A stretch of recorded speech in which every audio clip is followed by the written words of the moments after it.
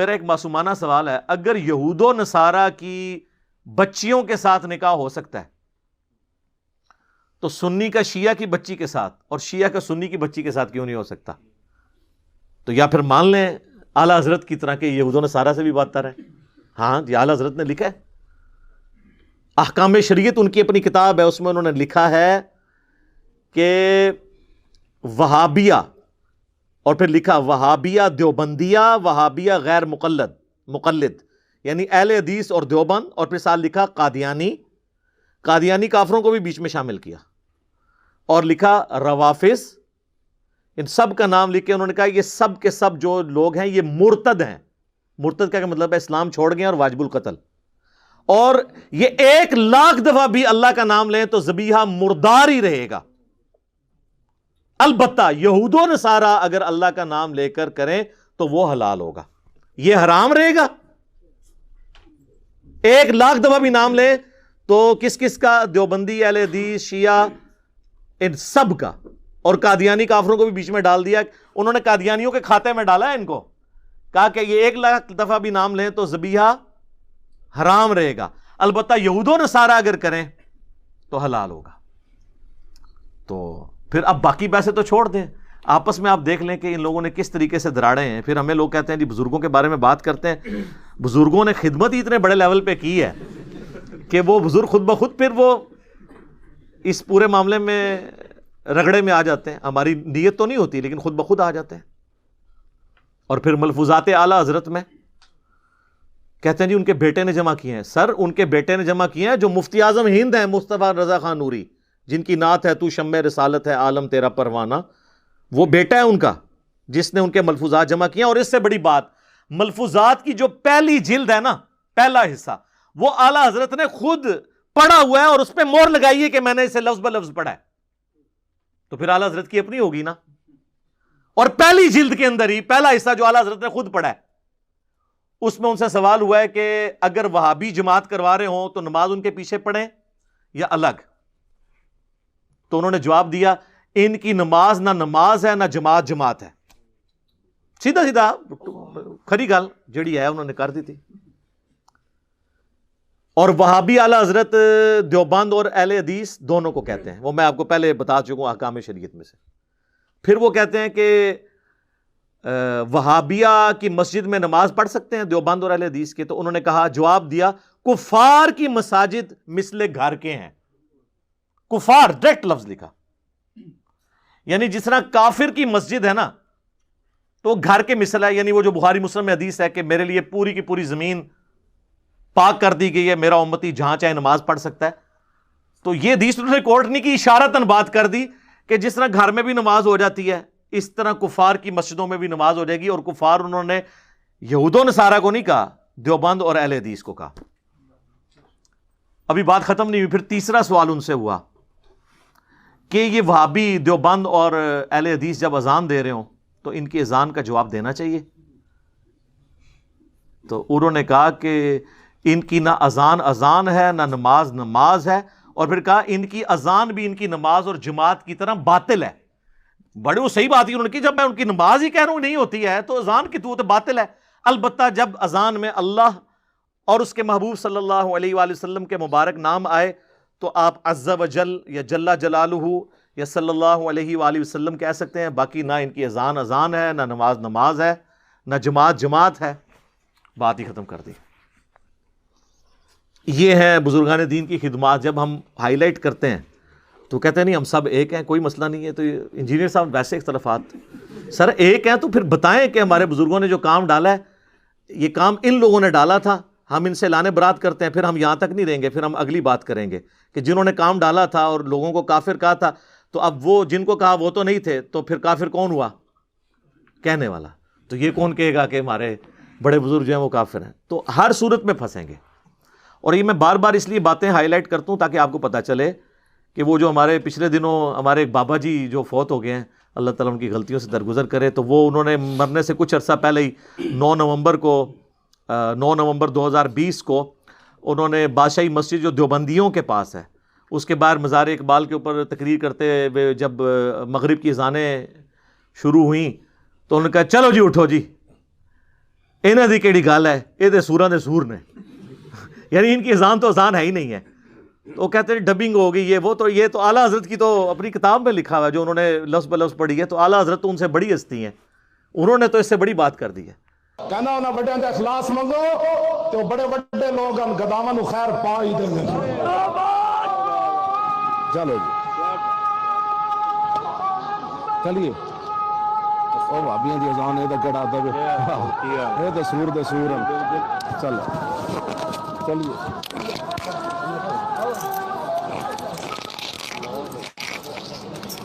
اور سر یہ مولویوں کو سلام ہے، اتنی موٹی گالی کو مولوی دے سکتا ہے؟ سورہ دے سور. اس کی شرح میں آپ کو بیان کر دیتا ہوں. یعنی وہ کہتے ہیں جس طرح سور یعنی خنزیر اس مخلوق میں سب سے بدترین مخلوق ہے نا، تو خنزیروں کے اندر سب سے بدترین اگر کوئی خنزیر ہے نا تو وہ وہابی ہیں. یہ مطلب ہے اس کا. اے وہابیاں نو چھوڑ دو، انہاں دی کیڑی گل ہے، یہ تے سوراں دے سور نے، سوراں وچ سورے نے، یہ انہوں نے کہا ہے. اور مرتے دم تک سلام ہے، انہوں نے رجوع نہیں کیا. دوسرے کو بیان دواندے رہنے ادھر ادھر، انہاں تے کیا ہویا سی، وہ کس طرح انکار کر سکتے تھے. تو اب دیکھ لیں امت کو انہوں نے کہاں پر پھینکا ہے. خیر میں نے یہ ساری باتیں اس لیے کی کہ کسی کو کوئی وہم رہ گئے تو وہ نکل جائے اس حوالے سے. تو میں نے موٹی موٹی باتیں جو اس سے ریلیٹڈ تھی وہ کور کر دی ہیں. مقصد کسی کو بدنام کرنا نہیں ہے، واللہ قطعاً بدنام کرنا کوئی مقصد نہیں ہے. اگر بدنام کرنا مقصد ہوتا تو میں تو سیدھا فتوے سے سٹارٹ کر کے، تو جس طرح آپ کے علماء کی آپس میں لینگویج ہے، جس طرح کی لینگویج اعلیٰ حضرت نے حسام الحرمین میں دیوبندیوں کے بارے میں استعمال کی ہے، اور جس طرح کی جواباً المحند علی المفند کے اندر دیوبندیوں نے، خلیل احمد سہارنپوری نے اعلیٰ حضرت اور ان کے فالورز کے لیے استعمال کیا، میں نے تو اس طرح کی کوئی زبان استعمال بھی نہیں کی جو آپ کے بزرگوں کی زبان ہے. یہی مولانا صاحب مفتی صاحب کہتے تھے نا کہ جی وہ خام خواہ انجینئر اختلافات کو ہائی لائٹ کرتا ہے. ہمارے بزرگ تو آپس میں ان کے فروئی اختلافات تھے، کوئی اتنا بڑا مسئلہ نہیں، صدیوں سے یہ چلتے آ رہے ہیں. تو میں نے اس پہ کہا تھا نا، مزہ آیا نا، کدے کدار بول دینی چاہیے تھی نا، اس طرح نہیں ہے. دھوکہ دینا بند کریں. پرانے بزرگ آپس میں شیر و شکر نہیں تھے، شیر و شکار تھے. اور عرض کیا ہے پھر سے، اب لوگوں کو تو سن بھی یاد ہو گئے. ہاں جی 1905 میں اعلیٰ حضرت امام رضا بریلوی صاحب نے ایک کتاب لکھی، حسام الحرمین، حرمین کی تلوار. اور انہوں نے کسی غیر مسلم پہ نہیں چلائی ہے، دیوبندیوں کے اوپر. اس میں انہوں نے 4 علماء دیوبند اور 5ویں غلام احمد قادیانی دجال کے اوپر کفر کا فتویٰ لگایا.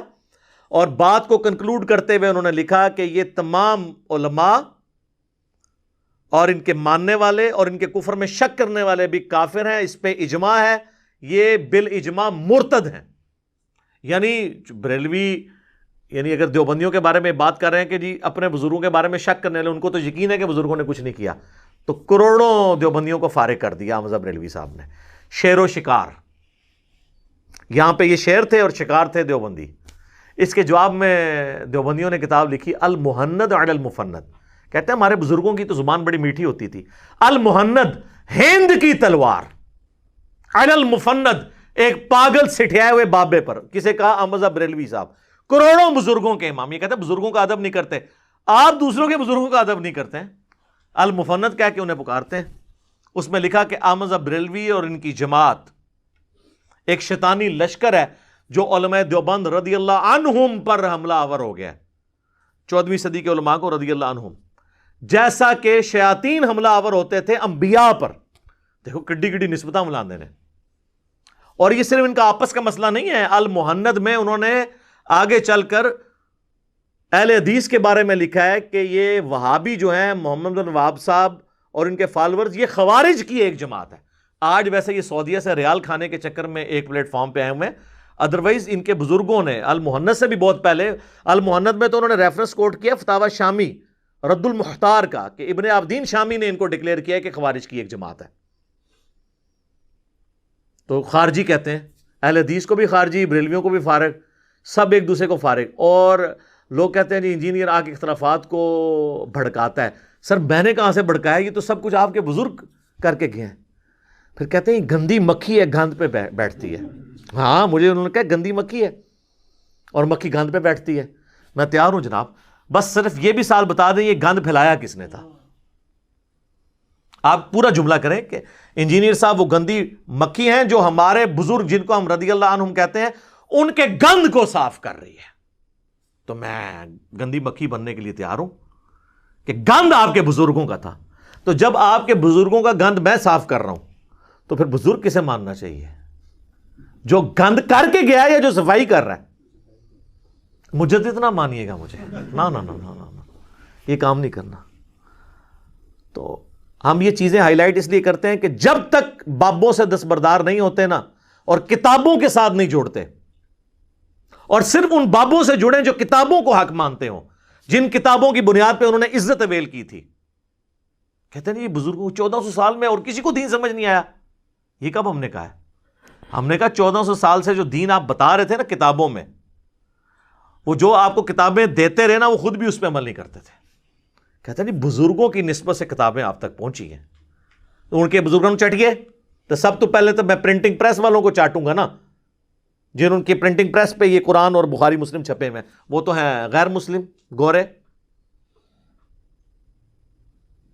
کہیں گے نہیں وہ ٹرانسفر کیا ہے انہوں نے, آپ نے دیکھنا کتاب کے اندر کیا لکھا ہوا ہے. تو سر آپ کے بابوں نے بھی ٹرانسفر کیا ہے, اگر وہ خود اس پہ عمل نہیں کرتے رہے, اور خود آپ یہ مانتے ہیں کہ بریلویوں کے بزرگ جو ہیں وہ قرآن و سنت پہ نہیں چلتے رہے, اور بریلوی آپ کے بزرگوں کے بارے میں مانتے ہیں کہ وہ قرآن و سنت پہ نہیں چلتے رہے, اسی طرح نا.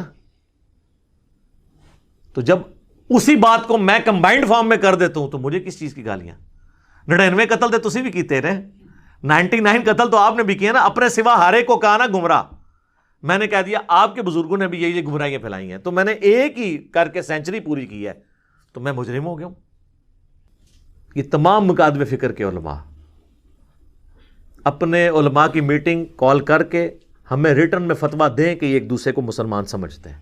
میں بار بار کہہ رہا ہوں یہ اپنے آپ کو مسلمان ایک دوسرے کو نہیں سمجھتے, خود اپنے آپ کو جنتی فرقہ اور مسلمان سمجھتے ہیں. کئی علماء نے جرت کیا نہیں ہم سمجھتے ہیں جی.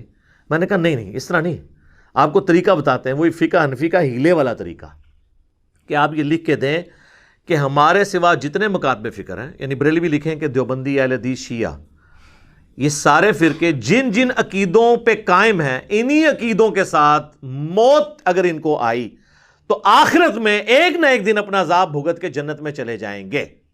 اون لو بکو مولوی لکھ کے دبے.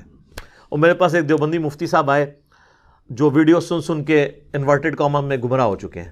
مجھے کہنے لگے کہ علی بھائی میں مسلمان تو لکھوا دوں گا, لیکن یہ دوسری شرط جو ہے نا آپ کی, میں نے کہا اسی سے تو پکڑا جاتا ہے. ویسے تو سارے کہہ دیں گے مسلمان, وہ تو جماعت المسلمین والے بھی آپ کو لکھ دیں گے مسلمان, ہاں, لیکن کہ مسلم کہیں گے نہیں آپ مسلم نہیں ہیں, مسلمان ہیں. چونکہ وہ مسلمان لفظ کو نہیں صحیح سمجھتے تو کہتے ہیں ہاں مسلمان ہے, کہیں مسلم کہتے ہیں نہیں آپ مسلم نہیں ہیں, تو وہ کافر کے ایکویلنٹ انہوں نے مسلمان لفظ رکھا ہوا ہے. تو اس قسم کا یہ بھی کر, تو ان کے جو خوشنما چہروں کے اوپر ایک بیک اپ ہوا تھا نا خوشنمائی والا, گرم تولیہ پھیر کے میں نے اتار دیے کہ یہ کوئی ایک دوسرے کو مسلمان نہیں سمجھتے. اور اگر یہ آج سمجھنا شروع ہو گیا تو پہلے یہ پھر ڈکلیئر کریں کہ حسام الحرمین اور المحند اور المفند کے اندر ہمارے بزرگ جو ایک دوسرے کو لکھ کے گئے ہیں نا, ان پہ کیا فتوے لگتے ہیں. بس اس سے زیادہ مجھے اس پہ کوئی کہنے کی ضرورت نہیں ہے. ٹھیک ہوگا جی.